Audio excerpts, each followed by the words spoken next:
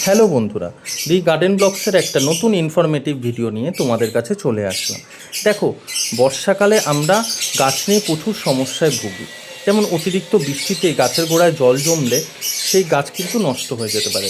তার জন্য আমরা কি করব, খুব ভালো ড্রেনেজ সিস্টেম যাতে থাকে সেইভাবে আমরা পটিং মিক্সটা তৈরি করব, যাতে গাছের গোড়ায় জল না জমে।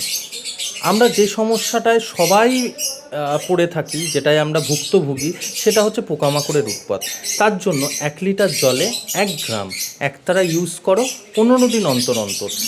সারা গাছকে তুমি স্নান করিয়ে দেবে স্প্রে করে, দেখবে পোকামাকড় মিলিবাগের সমস্যাটা থাকবে না।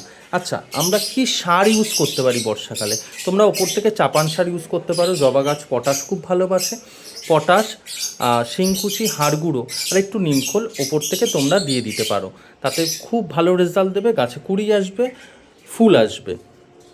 আচ্ছা, এবার চলে যাই আমরা রোদে কতটা রাখবো। দেখো, বৃষ্টির পরে তোমরা যেখানে 5-6 ঘন্টা করে রোদ পড়ছে তেমন জায়গায় তোমরা জবা গাছটাকে রাখো, যাতে মাটিটাও তাড়াতাড়ি শুকিয়ে যায়। আর জবা গাছ খুব রোদ্দুর ভালোবাসে, ওকে রোদে রাখো, খুব ভালো রেজাল্ট পাবে। ঠিক আছে, চলো দেখা হচ্ছে অন্য কোনো ভিডিওতে। ততদিনের জন্য টাটা।